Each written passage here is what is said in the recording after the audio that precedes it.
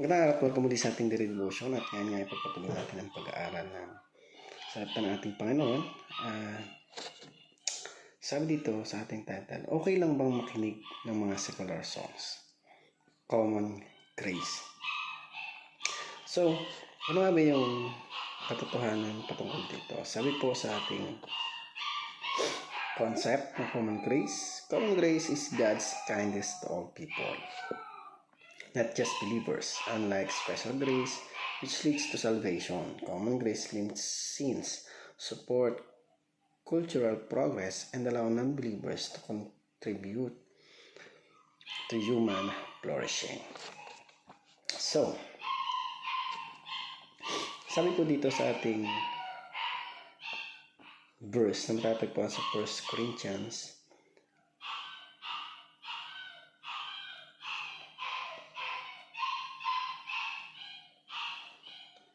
sabi dito,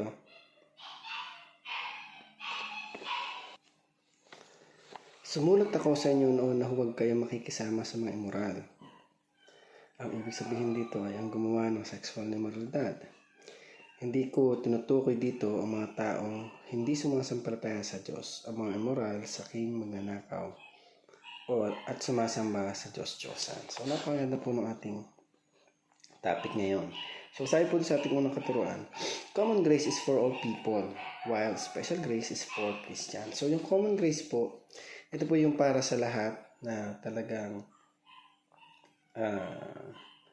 hinais ng kaligtasan na nagmula sa ating Diyos pa rin naman. While special grace is for Christian, ito po naman yung mga para sa mga Kristiyano na talagang sumusunod sa naisin ng ating Panginoon. Pangalawa, God uses both Christian and non-Christian for human flourishing. So kung papansin natin, di ba, even non-Christian, ginagamit sila sa mga Christian para i-bless sa iba't ibang aspeto ng pagpapala ng ating Panginoon. Minsan, mapapansin natin na yung cellphone na ginagamit natin, di ba? Kung isipin natin, sino ba yung may likha niyan? Hindi naman sila tunay na Christian, pero ngayon napapakinabangan natin kagaya ng ginagawa natin. So, at some point, marami yung talagang nagagawang way ng Lord to bless us. Kaya huwag tayong mangamba dahil sa lahat ng bagay, sa lahat ng pagkakataon ng buhay natin, lagi nandiyan ang Panginoon para gabayan, ingatan tayo sa araw-araw. So, pangatlo, Christians must collaborate with non-believers for the common good. So, minsan mapapansin natin, even the non-Christian and Christians, minsan may ginagawa sila na talagang nagkakasundo sila. And it's for the glory of God. Diba? Hindi naman pag sinabing non-Christian o unbelievers, hindi na natin sila makaklose. Yan nga yung time natin para bigyan sila ng pagkakataon na minsan pa malapit sa Panginoon. Pero di ba, even hindi sila tumanggap pa totally sa Panginoon, nagagamit na sila.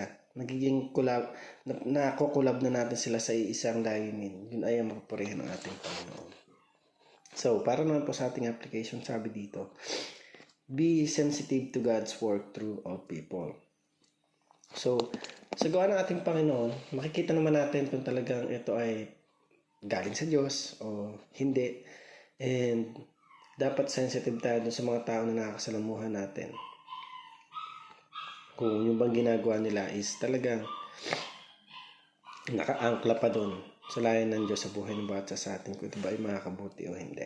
Pangalawa, be thankful for God's common grace. So, maging thankful tayo sa common grace na binigay ng ating Panginoon dahil tunay nga na yung Diyos na meron tayo ay siya yung Diyos na nag-iingat at nagbibigay ng kalinawan sa lahat ng bagay na ginagawa natin. At sa lahat ng pagkakataon ng buhay natin, lagi siyang nandyan para ipaunawa at ibigay sa atin yung tunay na kaligtasan. Pangatlo, be open to work with anyone for the common good. So, yun.